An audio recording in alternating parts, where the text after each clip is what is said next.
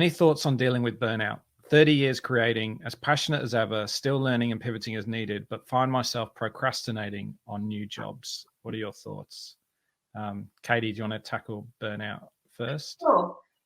So burnout is like expelling energy.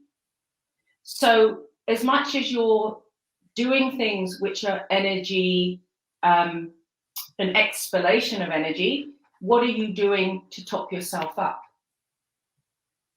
You know, it's like this water. If I pour it out and pour it out and pour it out and continue to pour it, at some point that glass will be empty. Well, if my expectation is that I can infinitely pour without ever stopping and topping it back up again, at some point that will no longer work. So you must look for the counterbalance, and the counterbalance lies in nurturement of self. Whatever the expression of that is for you, whether it is doing more self-work, whether it is exercise, whether it is good food, whether it is rest. It's counterintuitive when you're exhausted, but you must stop and replenish your resources so that you can step back in. I mean, I think an important part of this, the person who's asked this question, is that they recognize that they might be experiencing burnout, because it's really easy to just kind of fly through and then actually hit the end of it, and it takes a long time to recover from. There is, I think, a mutual friend of all of ours, actually, Sean Hall, who runs a business called Energy X, and will often talk about energy vampires and the things that will suck energy out of you. And sometimes that's people, but sometimes it is, you know, the situation that you're in and the work that you're doing. And so it's important to kind of recognize where those energy vampires are. And I think what you just said, Katie, about filling yourself back up is really important. Like you've got to be able to find things that give you energy, not just sap your energy. Ben, burnout? I think it's probably the one. It's like, for me, it's probably the hardest question today, because I think it's just so prevalent in our industry, and it's so hard to actually know what the absolute answer to it is, because again, it's obviously very different for every single person. But in our industry, it tends to be very project based, which means we are on to the next project, on to the next project, on to the next project. And again, when you care about something, you want to put everything you've got into it. And you're putting you into it. You're literally putting you into it. It's something you care about. So again, you've got the kind of physical tiredness and the mental tiredness and the emotional tiredness.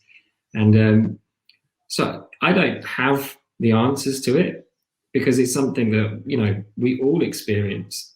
Myself, you know, setting up a new practice in a pandemic, 15 months into it, hardest and most exciting 15 months of my life. Like, I'm running pretty close to empty. So I know even myself, I have to try to figure out, well, what do I need to do about this? Because, you know, and I don't totally have the answers. And I think because there's always something else I've got to get onto. There's always something else I'm excited about. There's always, and it depends where you're at in your career and what you're doing.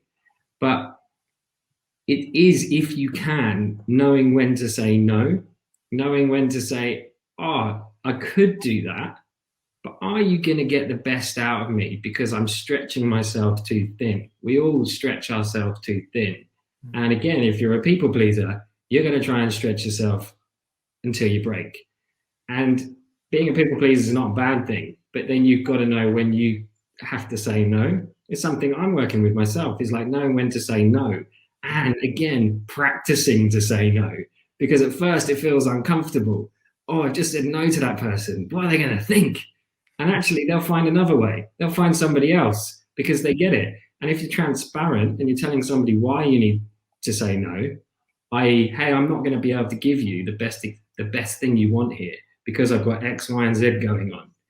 So I think, again, I can only really talk from my perspective, and it's often about being too stretched and trying to do everything and getting better at saying no to give yourself that space.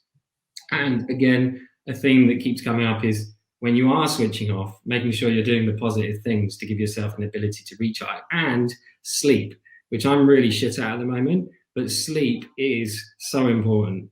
You know, I don't know if you saw that IKEA advert recently that was talking about, it was beauty products. And really what it said is you don't need all those things, you just need more sleep. And I think sleep is such a, and I'm being a complete hypocrite here because I'm not getting enough sleep, but it's something that I'm trying to work on, and I think sleep's really, really important. Yeah. Actually, I think you did give us the answer, Ben. You kept saying, I don't know the answer. You did. I wrote it down. When you care about something, you want to put everything into it. I just encourage all of us to care about ourselves, because I hear an awful lot of love and energy and focus and commitment being given to everything outside of ourselves. We must bring ourselves into the picture. In fact, we must be forefront. Continue to care about work. Continue to care about your partner or your spouse or your children or your family or your dog or all these other people that are demanding of you. Yes, keep that. And then, who is that? You.